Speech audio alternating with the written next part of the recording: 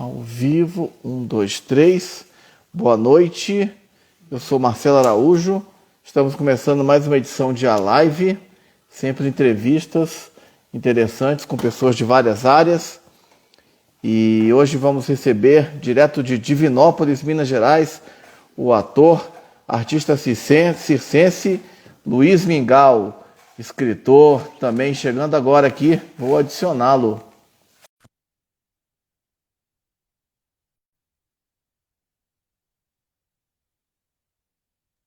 Aqui dividindo a tela. Opa, tudo Opa, bom, rapaz? beleza, meu querido, como é que você tá? Tudo bem, e você? Beleza, me ouvindo bem? Tô te Me ouvindo bem, vendo? você tá me ouvindo bem, me vendo bem aí? Tudo ótimo. Legal, Luiz. Seja bem-vindo, então. Obrigado por aceitar o convite, para você Ô, falar aí do seu trabalho. eu que agradeço pelo convite. É isso, estou muito feliz de estar aí proseando com você, né? Legal, também. Então, hoje temos direto, como falei há pouco, do município mineiro de Divinópolis, Luiz Mingau, de quem eu vou falar agora rapidamente, né? Fazer uma apresentação antes de passar para ele a palavra. Como eu falei, o Luiz Mingau é de Divinópolis, Minas Gerais. Seu nome é Luiz Antônio Teixeira, nome original. Poeta, compositor, ator, palhaço, é formado em História pela Universidade Estadual de Minas Gerais. Já trabalhou como promotor de eventos culturais da Telemig e é um dos fundadores da companhia teatral Barcaça. Foi bolsista da Funarte, do projeto Literatura e Novas Mídias, ministrando oficinas no Vale do Jequitinhonha, em Minas e no Rio Grande do Sul. Já participou de vários cursos, tanto na área de letras quanto nas artes cênicas. Luiz Mingau já foi premiado em festivais de música e publicou seus textos em suplementos e revistas literárias. Atualmente toca a empresa Mimo Animações, que oferece performances tanto a empresas quanto a eventos sociais, como festas de casamento, mas a gente sabe que vivemos um momento de pandemia. Eu vou conversar sobre esse assunto com o Luiz também, e ele se dedica à literatura. Então, Luiz, eu queria fazer a primeira pergunta a você. De onde vem a sua relação com as artes? Tá. Olha, essa pergunta é uma pergunta muito curiosa para mim, sabe? Porque eu adoraria dizer, por exemplo, assim, não, a arte sempre esteve presente na minha vida porque eu tenho um coração, até sou romântico o suficiente para pensar que um artista nasce artista, né? Mas fui muita sorte, porque da minha família, por parte de mãe, eu tenho pessoas, se não a arte como um todo, mas muito ligadas à literatura. Então, eu tenho um tio meu que escreve, é aqui da Academia Divinopolitana de Letras, a minha mãe, os meus tios. A minha família, por parte de mãe, é muito comum a leitura, toda casa tinha biblioteca, então a gente chegava, aniversário, ganhava livro, minha prima trocava livro comigo, ou disco. Então, eu acho que foi um ambiente, na verdade, familiar, que me proporcionou um contato com a arte, sabe? Que eu talvez não vai saber, né? Talvez eu não desenvolveria. Mas Uhum. eu acho que sim, eu acho que desde quando eu me entendo por gente, eu gosto de contemplar coisas, eu gosto de coisas bonitas, né? A beleza me encanta. E achei que foi um caminho natural para mim, sabe? Por conta dessa relação familiar. Agora, como eu comecei a não só consumir arte, mas também fazer arte, foi através da literatura e foi, eu acho que, um caminho também muito ordinário, no sentido de que quase todo mundo que começa a escrever dessa forma, de uma forma terapêutica. Inicialmente, eu acho que todo mundo que escreve, não sei, você como escritor que é também, né, jornalista, enfim, Uhum. eu imagino que todo mundo que começou a escrever começava anotando pensamentos ou confessando uma paixão adolescente ou se vingando de uma forma estranha de Uhum. alguém, né? Cutucando Uhum. alguém, mesmo que a pessoa não vá nunca saber. Então eu começo a minha caminhada na arte me encontrando, escrevendo como que diários que tinham, e assim, não era nada bonito, sabe? Não era nada. Uma coisa é escrever pensamento, outra coisa é escrever, por exemplo, poesia, né? Uhum. Mas foi assim, foi desse jeito, foi com a família indo para o circo, foi com a família me incentivando a leitura de uma forma natural, sem forçar a barra. E foi por aí que eu comecei, eu acho. Legal, é uma boa, sempre uma boa porta de entrada, né, para a cultura, para as artes, para o conhecimento, se a família ajuda, né, enfim, incentiva desde cedo hábitos Uhum. como o da leitura, né? Faz toda a diferença, porque ninguém tinha, me apontava o dedo e falava, você tem que fazer o dever de casa, ou você precisa ler, porque não, eu ganhava livros de presente, aí chegava na casa do meu tio, às vezes estava lá a minha prima, que é muito querida, lendo um livro num canto, meu tio lendo outro livro no outro canto, a gente ia brincar na biblioteca do meu tio. Então, foi assim, foi com desse jeito meio natural. E aí, como parecia natural também que eu começasse tudo através da literatura, né? Embora eu tenha percorrido vários outros caminhos, aí por fora, música, entre outras coisas. Bacana. E como é que vieram os primeiros textos, né? Como você falou, além de consumir arte, você começou a fazer arte quando? A escrever, no caso. Olha, a escrever, acho que ele, de uma forma que a gente pode usar a alcunha de arte, né? Que não seja simplesmente anotação de pensamentos ou aleatórios, no sentido de tentar calibrar o texto com arsenal verbal, com pensamento, suar, né, o texto para além da inspiração.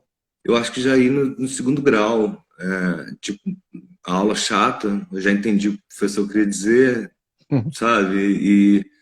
E vamos lá. Eu queria muito saber desenhar, né? Tipo, eu tentava uns desenhos assim, não saía, saía uns versinhos. Então acho que aí já é uma coisa escolar, no segundo grau, alguma coisa. Eu não tenho mais esses cadernos, né? Ia ser, na verdade, não de uma preciosidade artística, propriamente dito, mas ia ser bem gostoso para mim ter acesso. Perdi algumas coisas.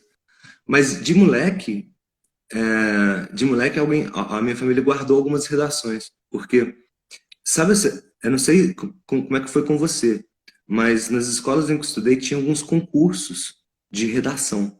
Você tinha o dever de casa, você fazia redação, e como eu gostava de fazer, às vezes eu fazia a minha e eu fazia alguns de alguns amigos, né? Uhum. E era muito interessante, porque teve um colégio chamado Roberto Carneiro. Nem acho que essa é uma prática saudável, mas o colégio mais ou menos concursava essas redações. Tinha tipo o primeiro, segundo e terceiro lugar Uhum. mensais para os alunos das intersalas. E às vezes eu perdi o primeiro lugar, ou ficava, não entrava, ou ficava em terceiro, perdia para uma outra redação que eu tinha escrito, mas assinado para outro amigo, sabe assim? E, Uhum. enfim, é de uma forma, é muito gostoso lembrar disso, na verdade, sabe? Uhum. E, Legal. e, e E aí depois você. veio, depois teve isso, né? De vir aí, de consumir música.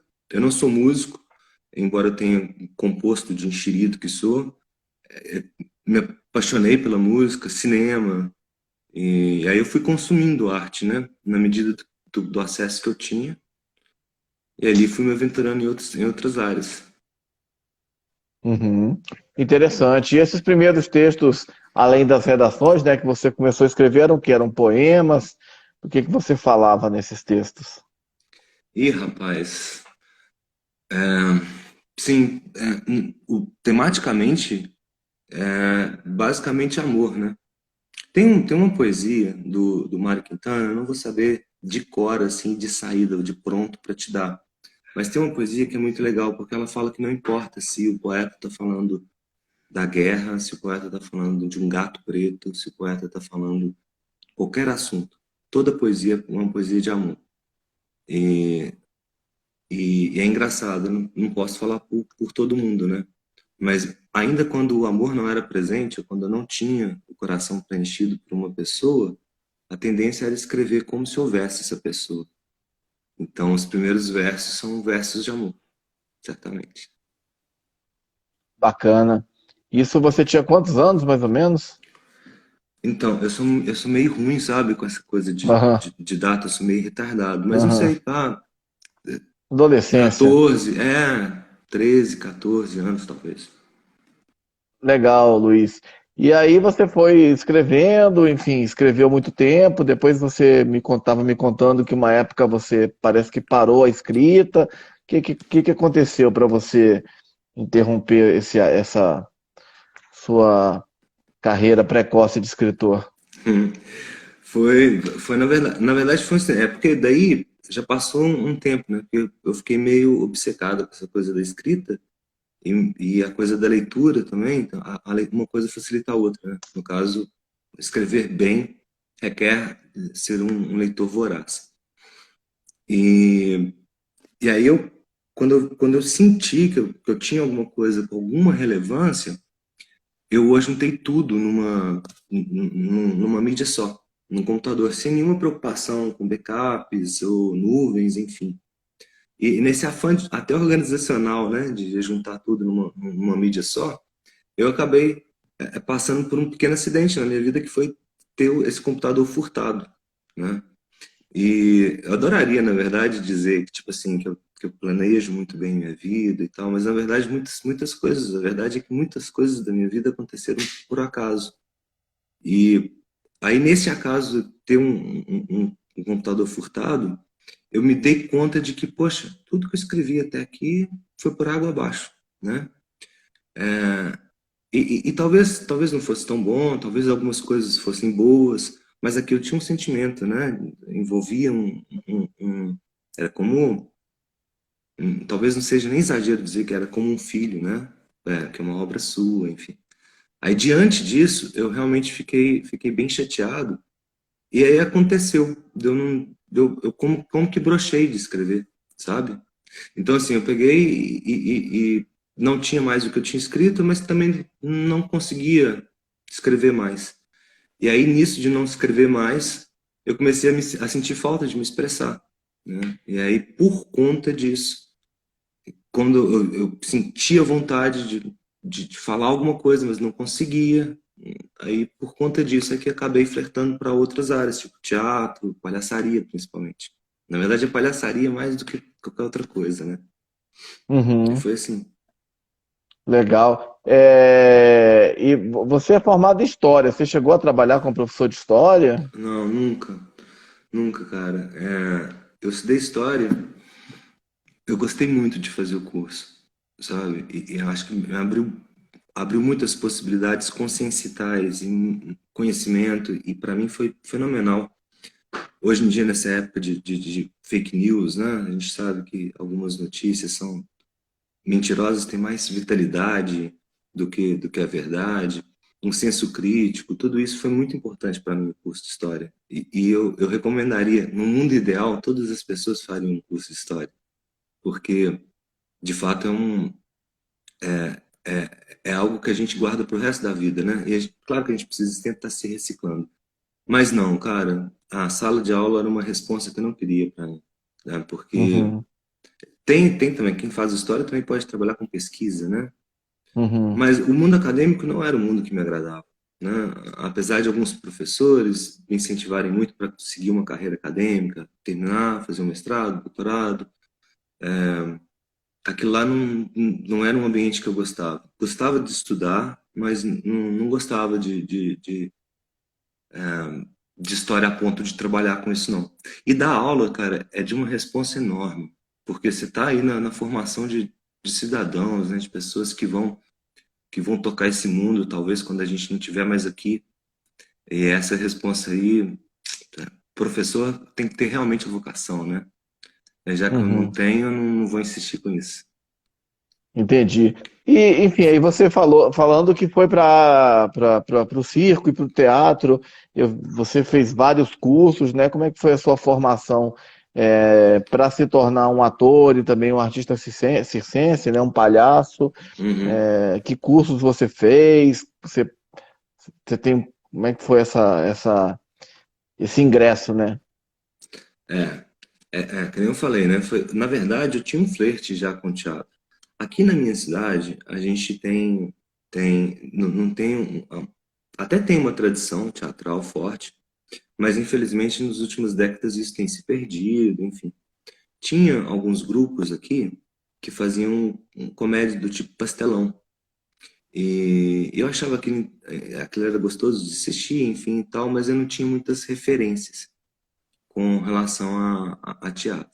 Eu tive a oportunidade de montar um grupo de poesia, né? A gente fazia um fanzine que chamava Barcaça.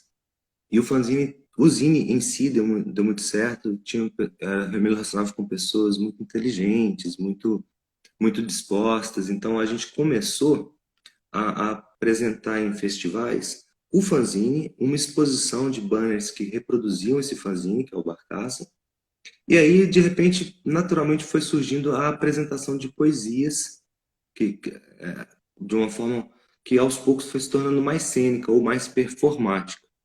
Então, o Barcaça, ele conseguiu ter alguma relevância, alguma projeção, sabe, no meio.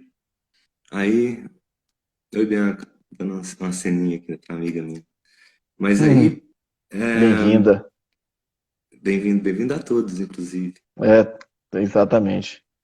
Aí, o Barcaça, eu acabei tendo a chance de viajar para outros lugares e estar presente como artista em alguns festivais.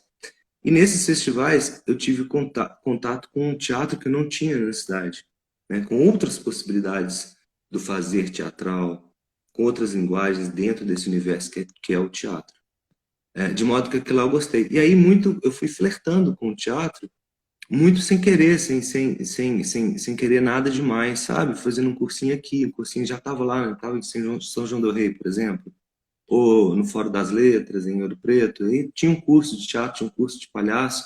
Eu meio que comecei fazendo meio porque estava lá, porque era de uma forma mais gratuita, mas fui gostando cada vez mais, né? E o próprio Barcaça foi melhorando nesse sentido. Então, eu me distraí com o seu gato, cara, que Eles bonito, ficam velho. passando aqui. Ele é um Esse é o Bowie.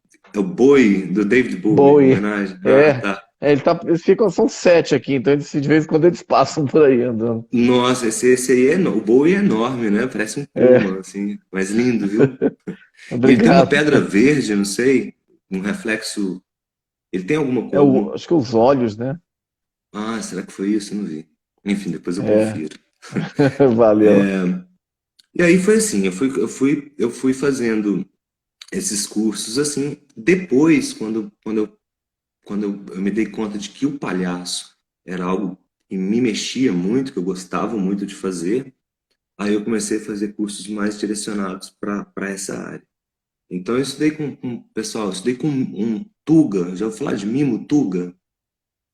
O Mimo Tuga talvez seja um dos artistas, dos palhaços mais melhores em atuação no mundo hoje em dia. Eu tive a chance, Uhum. tinha que apresentar a carta de intenção, fazer uma série de exercícios, era um número reduzido de pessoas, isso foi em BH, que Uhum. poderia fazer essa oficina, eu tive a felicidade de passar, sabe? Então, para mim Uhum. foi muito bom estudar com o Tuga, um palhaço Qual a chileno. nacionalidade dele? Chileno, né? O Que você Tuga é falou. chileno. O Tuga é chileno. O Tuga é do Uhum. mundo, né? Mas ele nasceu em Valparaíso, no Chile, e, e aí foi muito importante para mim estudar, porque eu também estudei com um espanhol chamado Ivan Prado. Esse foi um curso que eu fiz em São Paulo. Foi realmente um curso muito determinante para mim, sobre o estado cênico do clown, sabe? Foi uma coisa bem bacana. Estudei com a Beth Dorgan, palhaçaria também. A Beth Dorgan, perdão, que é atriz, é palhaça. E aí eu tive muita sorte, na verdade. Fiz bons cursos. Nessa época, nesse período todo, eu levava muito a sério isso. Também lia. Até hoje eu tenho muita literatura relacionada a palhaço, sabe? Se alguém quiser começar, eu não recomendo a leitura teórica, não. Eu recomendo buscar um bom curso, né? E aí com Uhum. cuidado de realmente buscar um bom curso, porque é comum tanto em teatro de modo geral, mas sobretudo na área do palhaço e na área da contação de história. É muito comum, sei lá, uma pessoa fazer um cursinho e começar a dar curso, ou fazer uma, duas apresentações e se apresentar como um mestre, alguma coisa assim, né? Quando todos somos aprendizes. Então, se alguém quiser entrar nesse mundo que é o palhaço, eu recomendo que busque realmente bons cursos e que vá sabendo de antemão que não é um curso de piada, de piadista, sabe essa coisa de... Porque Uhum, palhaço é uma arte muito mais séria que isso e envolve uma relação com você mesmo de aceitação muito grande. Então, é engraçado que se a literatura, a escrita, tem um viés terapêutico de autoconhecimento, eu acredito que tenha, o palhaço, por incrível que pareça, também, talvez até mais, num certo sentido. Você aceitar quem você é, você descobrir quem você é e se expor, né? Isso foi uma uhum, diferença essa é uma diferença muito grande nesses dois mundos que eu passei, porque a escrita é de uma labuta de suor, né? Você tem a sua inspiração e depois tem a transpiração. Você pensa, que palavra é melhor? Aqui ou essa? Essa palavra tem uma certa ambiguidade, será que eu exploro isso? Você vai moldando, né? Construindo, compondo um texto. Que isso requer uhum, tempo, isso é uma atividade super solitária. Já o palhaço, e o teatro de modo geral, mas sobretudo o palhaço, ele responde com muita espontaneidade, de uma forma, com improviso, de uma forma rápida. Ele existe na relação com o outro, né? É gostoso viver essas duas coisas, eu gosto muito. Eu não sei, eu até esqueci qual era a pergunta, não sei se eu cheguei a responder. Não, creio que sim. A pergunta era justamente sobre a sua formação, e você falou bastante aí Ah, sim, os sim. cursos que você fez, enfim, na área de circo e teatro. Eu queria saber de você sobre justamente uma opinião sobre o palhaço, né? Que é essa figura é, mítica, né? Que desperta tanta coisa, né? Você falou do riso, né? Mas o palhaço também desperta medo, né? Tem filmes de terror, até Ah, sim, um sim. famoso aí do Stephen King, o It. Enfim, Uhum, o imaginário do palhaço ele é muito rico, né?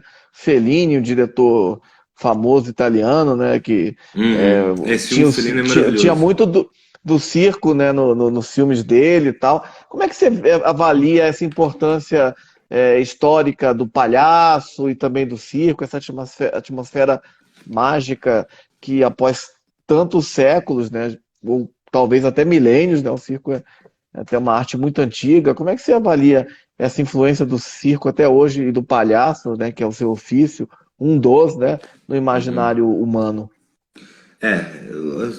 Para mim o palhaço está no inconsciente coletivo, né? Como uma figura de vulto mesmo. Sempre esteve, mesmo antes do circo. Você tem um momento, o que a gente entende quando fala circo, né? Que é a lona. Então você tem uma história daquilo como negócio começando, ascendendo e depois declinando, embora ainda existam circos hoje, né? E é engraçado que todo circo hoje, por mais pequitinho, ainda se apresenta como o grande circo, não sei o quê, o maior espetáculo da Terra, enfim. Mas a figura que a gente chama de palhaço, mesmo com outros nomes, ela é anterior ao circo, né? Você tem, por exemplo, o Bobo da Corte, e antes do Bobo, os Bufões, antes disso já tinha um tipo de comediante que trabalhava essa linguagem que viria a ser o clown ou o palhaço. Tem essa questão do medo que você falou que eu não acho que seja também recente, porque tem até uma doença catalogada que é a coorofobia, que é o pavor descabido, é a fobia de palhaço, gente que tem medo de palhaço. E tem esses filmes assim, né, como o It, por exemplo, não esqueço o arrependimento. Eu não estava namorando, levei uma menina no cinema e ela tinha medo, né? A gente tinha um trabalho juntos também, como palhaço e tal. Então eu falei, não, mas é um filme de palhaço, você tem que ver. Tadinha, ela ficou morrendo de medo, assim. Mas tem um palhaço que é um assassino de verdade, né? Salvo engano. Agora eu não sei dizer qual Sim, é. Você sim, nos sabe quem Estados é? Unidos, eu creio. Estados Unidos, Eu já, sim, creio. creio eu que até é a história dele que inspirou, talvez, Stephen King, né? Não tenho certeza. para fazer o It. E tem, antes do It também tem outros filmes, né, de palhaço. Você tá me ouvindo bem? Porque agora deu uma... Tô te ouvindo Ah, sim. perfeitamente. Ah, beleza. É porque você deu uma... Não é porque meu fone às Entendeu? vezes fica escorregando, desculpa, ele fica É. escorregando, aí eu coloco aqui para ele não cair, mas eu tô te ouvindo bem, tá tudo ok. Cara, palhaços são coisas... Palhaço é uma maravilha. O Fellini, muito influenciado mesmo, fez um filme lindíssimo, sabe? Quando eu era criança, não era nos palhaços que eu mais prestava atenção, era nos animais do circo, sabe? Eu ainda peguei uma fase que tinha ainda Uhum. elefante, que lá me encantava, sabe? Inclusive a Mimo Animações, a logo da Mimo Animações é um elefante, porque me encanta. Mas é triste que os circos, eles tenham declinado, né? Tá cada vez mais difícil ver um espetáculo bom de palhaço, bom espetáculo de circo. Mas o palhaço vai migrando para outros veículos para explorar arte. Então, você tem a animação de festa, que é uma possibilidade, que é uma coisa que eu explorei. Você tem não sei se funciona tanto YouTube, teatro online, para o palhaço, eu acho que isso não cai muito bem. Mas você tem a TV de auditório, você tem a arte de rua que permanece viva, né? E você tem os palhaços fazendo a linguagem, o que é ser palhaço, só que sem o nariz, e isso também abre possibilidades. Eu acredito que o palhaço vai existir enquanto existir ser humano. Enquanto existir gente no mundo, vai existir alguém desempenhando um papel, ainda que esse cômico tenha outro nome, outras vestimentas, Uhum. um outro espaço. Eu acredito que o palhaço nunca vai morrer, graças a Deus. Legal, Luiz. Eu queria te convidar agora para você ler ou recitar um texto seu. Hum, deixa eu ver. Deixa eu ver se eu pego uma coisa aqui e faço, porque eu me Fica à esqueci disso. vontade. Não, Tranquilo. não é possível, eu faço, não é possível, eu não sou tão assim, eu faço um aqui. Hum,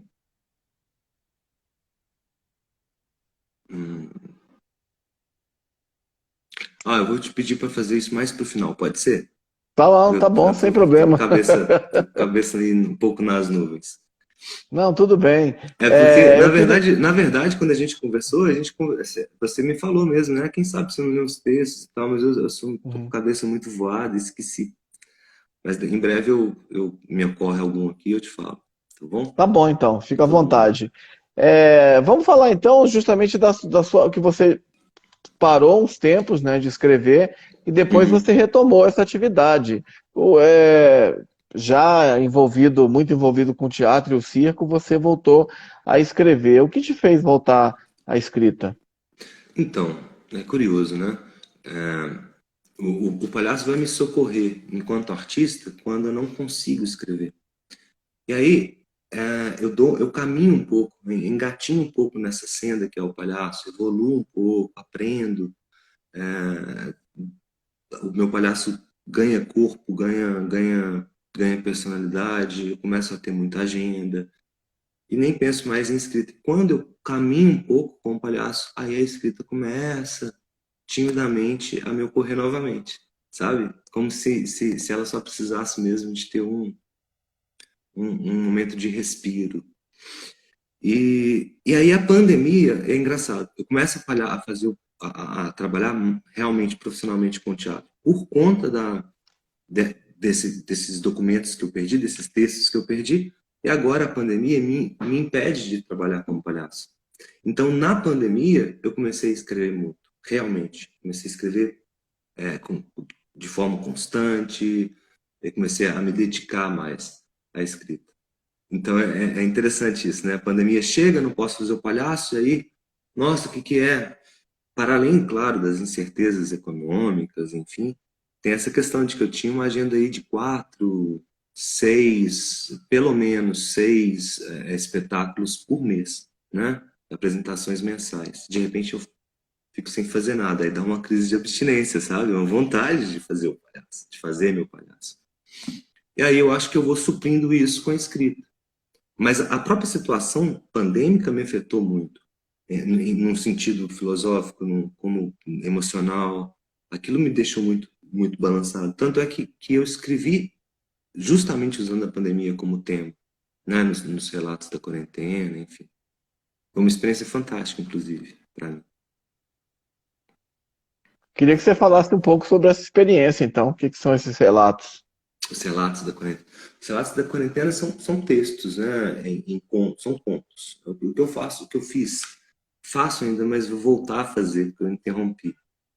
Mas eu comecei a ouvir histórias de pessoas, inicialmente histórias de pessoas próximas, né? Como que essas pessoas, na época, todas realmente muito reclusas, né?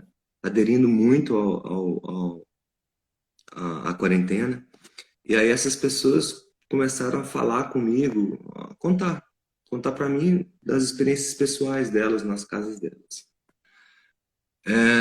Eu Aí eu comecei, de início foi com pessoas perto, eu comecei a pensar nessas histórias e comecei a perverter essas histórias com a minha imaginação. Então, assim, elas são baseadas em sentimentos reais, eu costumo dizer, né? Então eu comecei a receber essas histórias a contar essas histórias. E aí me deu vontade de contar mesmo, de falar, de usar a voz. Então eu fazia uma gravação nesse celular mesmo, nada profissional, e fazia um vídeo no IGTV. Na verdade, não é nem um vídeo, né? Era basicamente esse som off com uma imagem estática. E eu ia falando, eu ia contando essas histórias dessas outras pessoas. Aqui e ali mexidas pela minha imaginação, mas de modo geral, histórias de fato acontecidas. E aí, Marcelo, eu peguei e comecei, publiquei uma primeira história, publiquei uma segunda história, houve um retorno muito bom, muito positivo das pessoas, e foi uma experiência muito forte, porque aí eu comecei a receber de pessoas que eu não conhecia, sabe? Relatos de pessoas que eu não conhecia. Gente que, por um acaso, viu relatos, nem era seguidor, nem nada, não estava na minha rede, nunca vi na minha vida, viu o relato e ficava com vontade de contar a sua própria história. Para mim foi bacana, porque tem histórias absolutamente delicadas e bonitas, de gente que se encontrou, ou seja, que transformou esse momento difícil num momento agradável, num momento bom. E também histórias pesadas e, e que me fizeram ver o quanto a minha situação, às vezes eu queria reclamar da minha vida, na verdade minha vida estava muito boa, o quanto a minha situação era legal. De modo geral,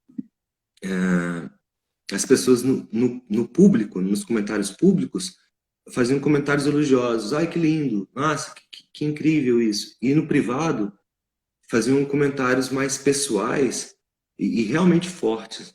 Em algum momento eu fiquei até mexido, sabe, com os relatos da quarentena. Tem essa primeira temporada, são 14 relatos, está no feed, né, do meu Instagram. Mas eu tenho outros textos que eu não produzi ainda, mas não finalizei ainda, mas eu tenho outros textos e a minha intenção é dar só esse time, caminhar mais um pouco, fazer outras coisas e voltar a fazer os relatos. Porque eu acredito que eles ainda são atuais. Embora muita gente já não tenha mais, não faça mais, né? Essa quarentena Uhum. mais fechada, as pessoas estão de saco cheio, desistiram. Tá? É até E a preocupante, segunda né? onda tá vindo aí, né? Cara, vou te falar uma coisa, que o Brasil, ele para evitar, a impressão que dá é que para evitar a segunda onda, o Brasil está perpetuamente na primeira, né? Porque eu não vi em nenhum momento uma situação ficar realmente tão tranquila a ponto de ver o que eu estou vendo por aqui. Agora eu tô falando de questões até que a gente vê da varanda. Pessoal que não está nem aí mais para máscara, comprando muito fácil tudo que se apresenta como informação, acreditando, achando que não vai acontecer. É bem triste, né?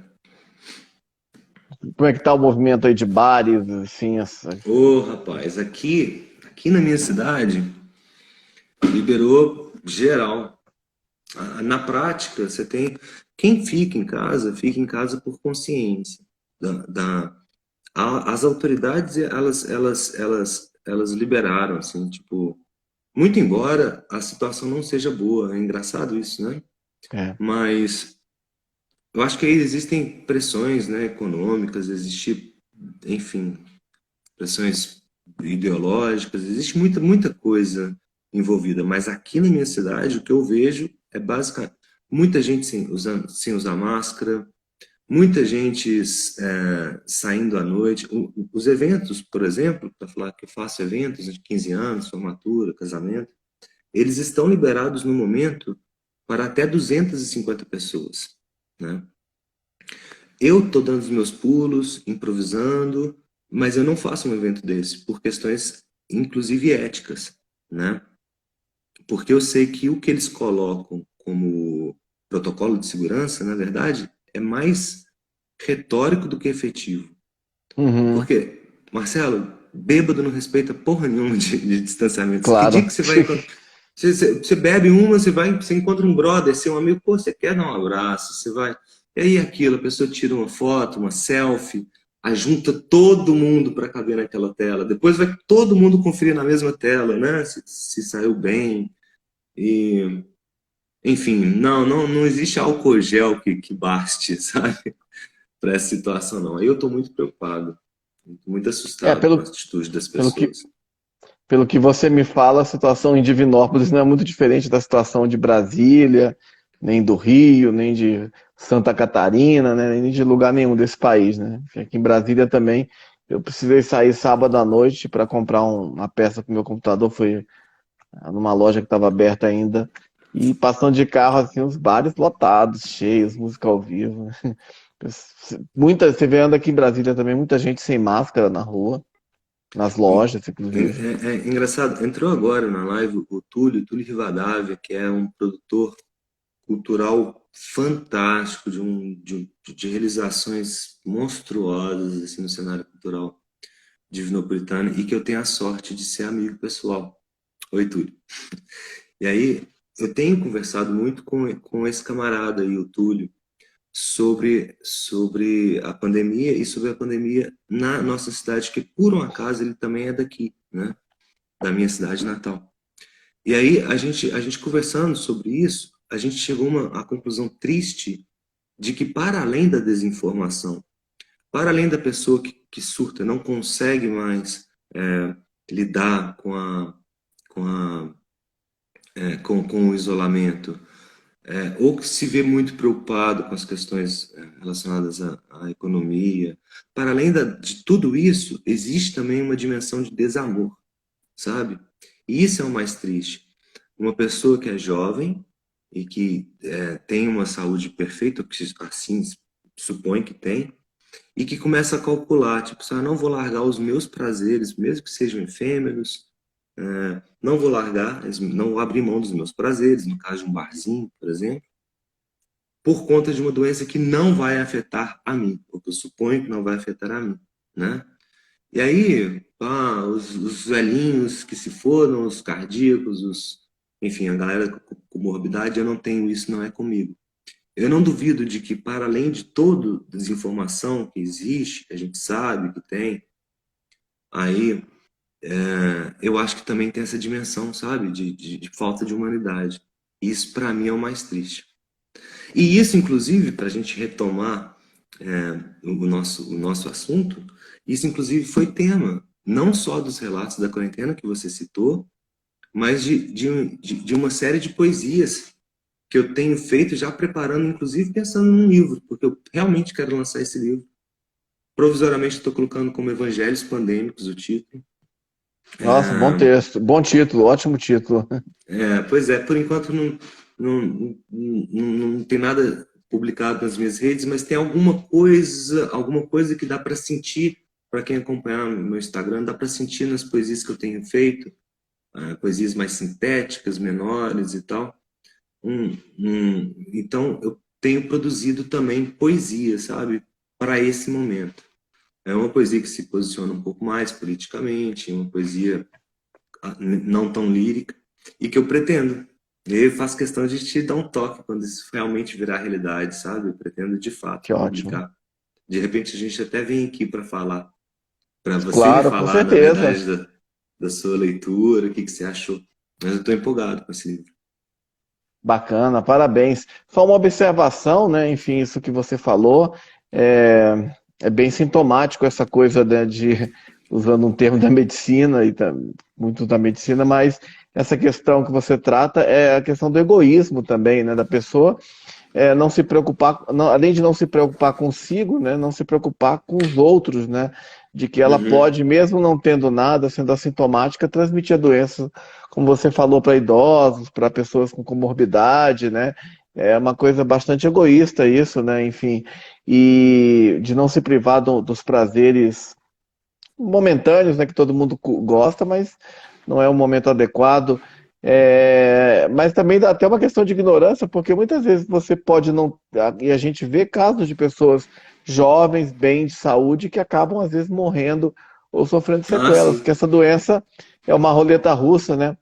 Mas o que eu Uhum. queria te dizer é justamente parabenizar pela sua consciência, né? O seu de você abrir até mão de um ganho pessoal financeiro que você poderia ter com esse ponto de vista seu ético. Parabéns aí, porque muita gente não pensa dessa forma, infelizmente, né?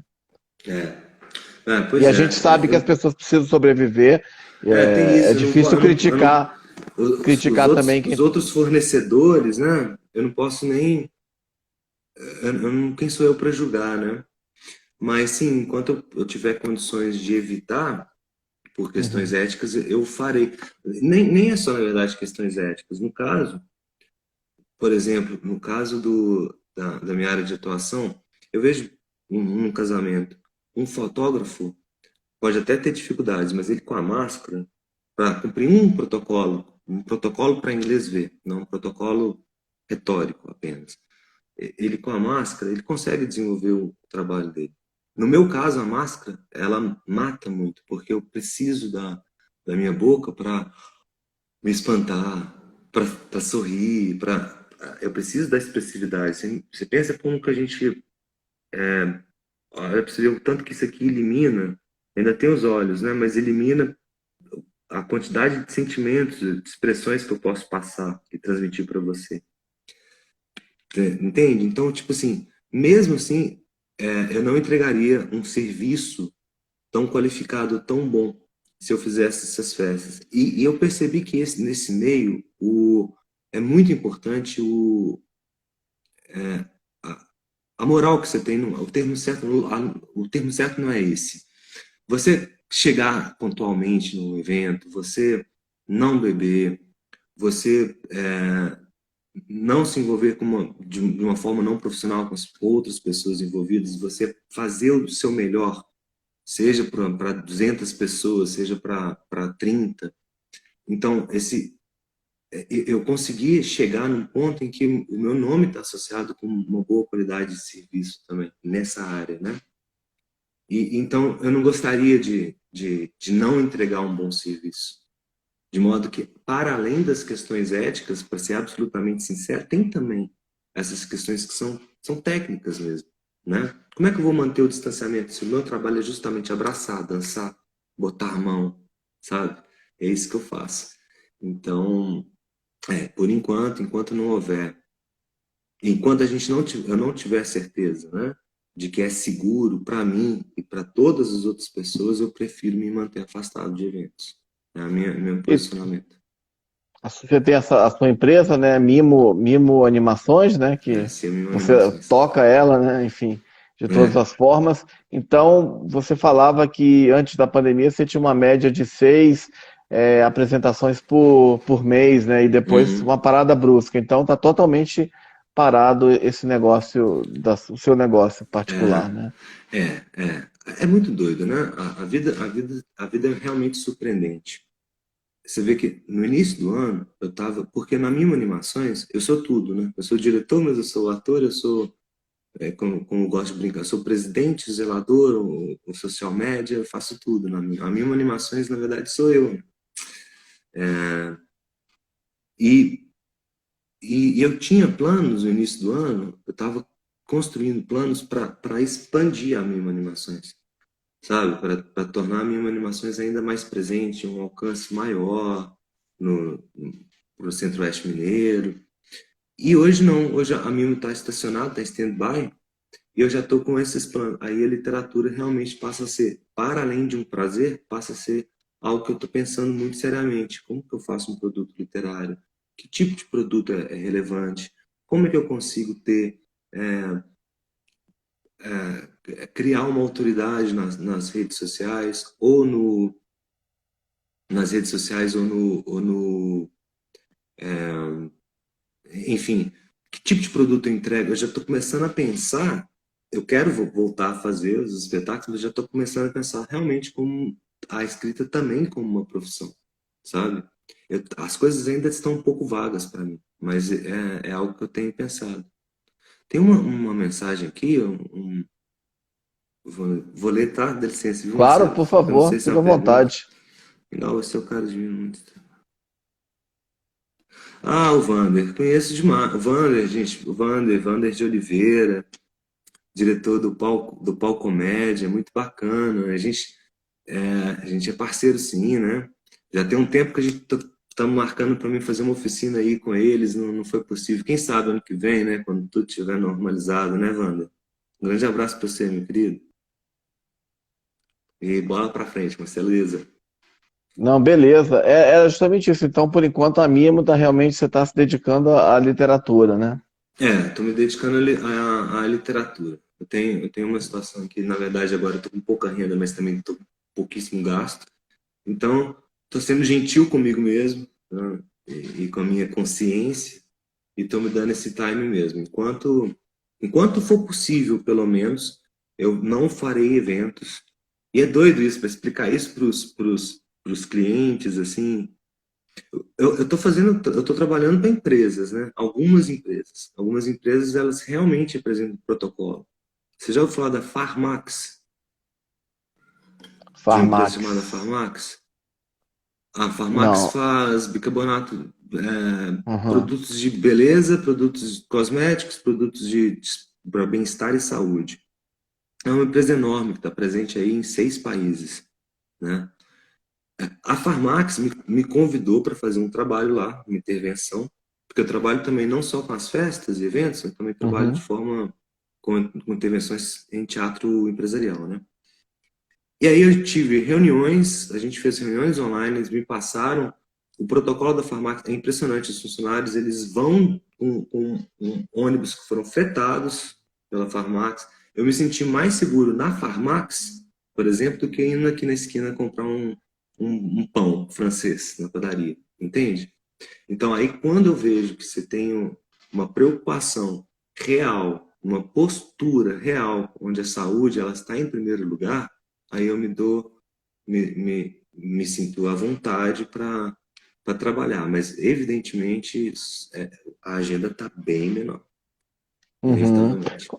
Como é que funciona, já que você ainda está, de alguma forma, se dedicando a essa agenda de teatro empresarial? Como é que funcionam essas performances?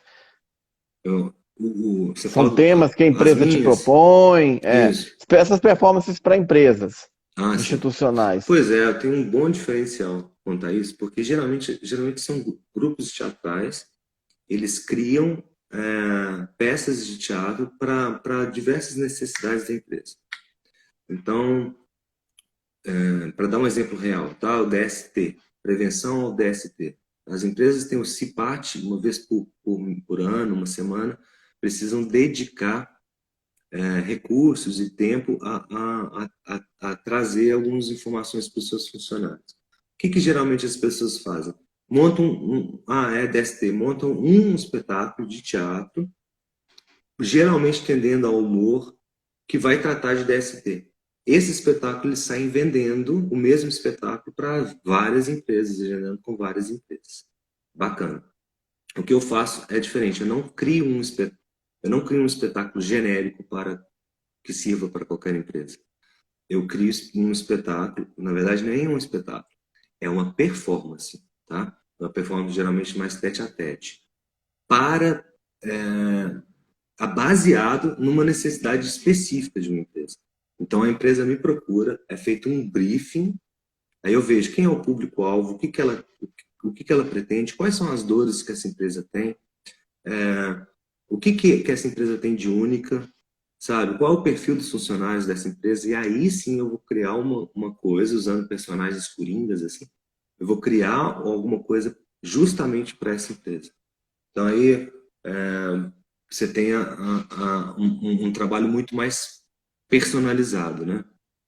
E é gostoso, é bem gostoso, na verdade, entender essas funções. Aprendi muito nesse trabalho. Eu Que também gosto muito. bacana, que bacana. Só um parênteses, que você falou, usou o termo CIPAT, né? Que às vezes as pessoas podem não saber. CIPAT Ah, sim. é Semana de Prevenção, tanto a acidentes de trabalho quanto a doenças relacionadas ao ambiente de trabalho, né? Então isso acontece normalmente uma vez por ano, né? Realizada em empresas, instituições, acho que até órgãos públicos promovem essa CIPAT aí, que é essa Semana de Prevenção de Acidentes e Doenças Relacionadas. E que temas, por exemplo, você já tratou com essas empresas? Tem algum que você lembra interessante, Ah, algum cara, acontecimento tem curioso? de tudo. Lançamento de canal no YouTube. Eu fiz performance para isso. Fiz performance e um canal de juristas, sabe? Eu fiz performances para psicólogas que trabalham com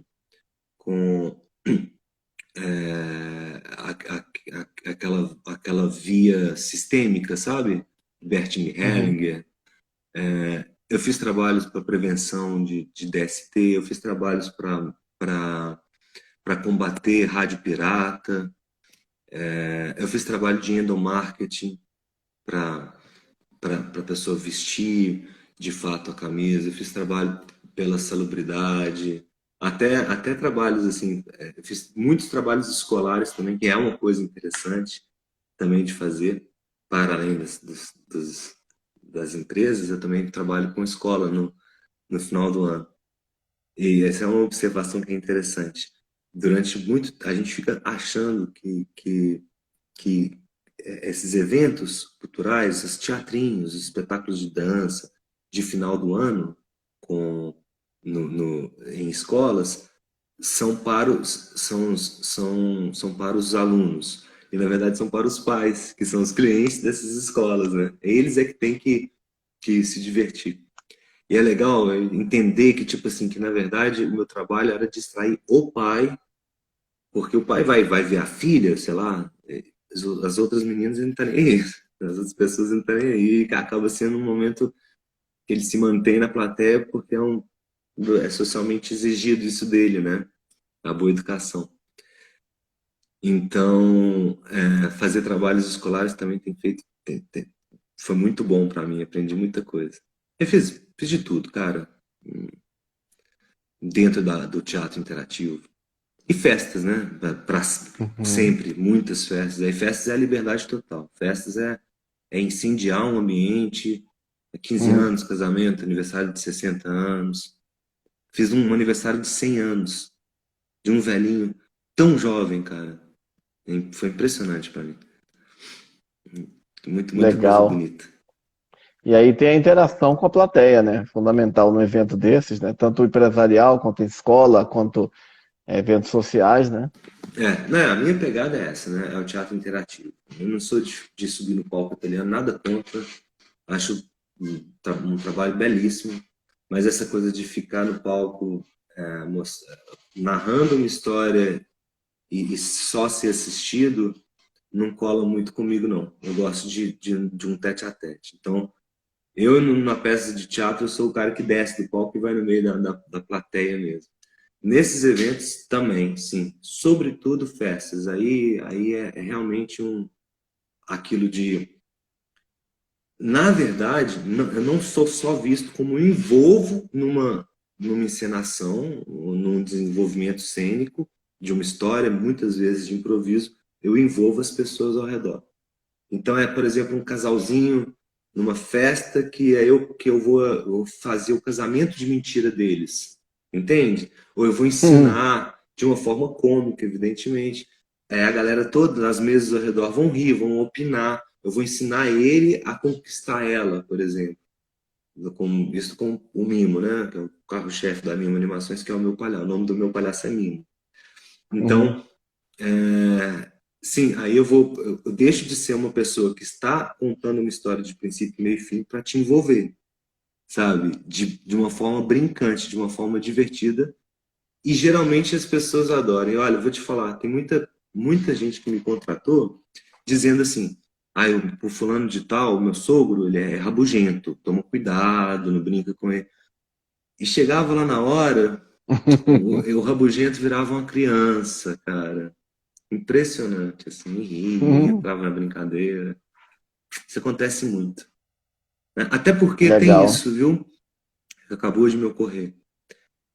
Fazer palhaço, fazer o palhaço, não é só fazer rir, é também emocionar. Ele tem momentos, não são poucos, de uma emoção muito forte que eu vivi, que eu vi fazendo, atuando como clown. Bacana. Te perguntar, você lembrou de algum texto para falar para gente aí? Lembrei, eu vou só.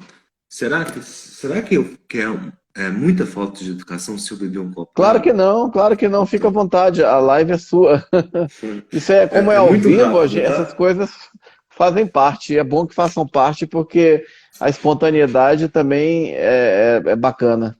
Oh, que bom, eu concordo com você. Eu vou beber água que eu tô Não, morrendo de sede, de repente já pego alguma aqui coisa é, aqui. Você fica à consegue vontade, segurar aí, aqui, né? com certeza, aqui o Valeuzinho. clima é totalmente de descontração e relaxamento e de Eu tô bem improviso. relaxado, exato, eu tô bem feliz. Só um instantinho que eu vou beber água. Fica aí, cara, vai lá que o nosso convidado pode ir. Nosso convidado vai pegar um texto ali para ler pra gente e tomar uma água também, que ele deve estar com a garganta seca, né? Tá quase uma hora já conversando com a gente. Então, enquanto o Luiz Mingau faz isso, a gente aguarda aqui. E muito boa essa live, a oportunidade de estar aqui escutando as histórias dele, sobre o trabalho dele, trabalho tão interessante, né? Que diverte, que emociona as pessoas, né? É um trabalho literário, mas também um trabalho de artes cênicas, de teatro, de circo, que agora está um pouco esperando, né, o momento mais adequado, né, para não causar aglomerações, não disseminar o coronavírus, mas eu acredito, tenho certeza que em breve nosso amigo aí poderá voltar, né, para as suas performances, para divertir as pessoas, emocioná-las, alegrá-las, né, que é isso que a gente precisa, né, nesse momento de pandemia, mas não só agora também, né? Precisamos da arte e da cultura de uma forma geral nas nossas vidas. Voltou, Luiz Mingau. Voltei. Olha, obrigado por isso. Eu Eu que tava morrendo de agradeço. sede. Eu falo muito, né? É Não, engraçado. você tem que falar mesmo. A gente estava falando A do gente está aqui palhaço. para te Meu palhaço, ele ouvir. é mudo, né? Ele não fala. Meu palhaço Uhum, faz essas brincadeiras todas, envolve essa galera inteira e tal, só com gestos, sem o uso da fala. E com o bacana. olhar, né? A expressão Expressão. corporal, e a energia, sabe, também, queimando e tudo.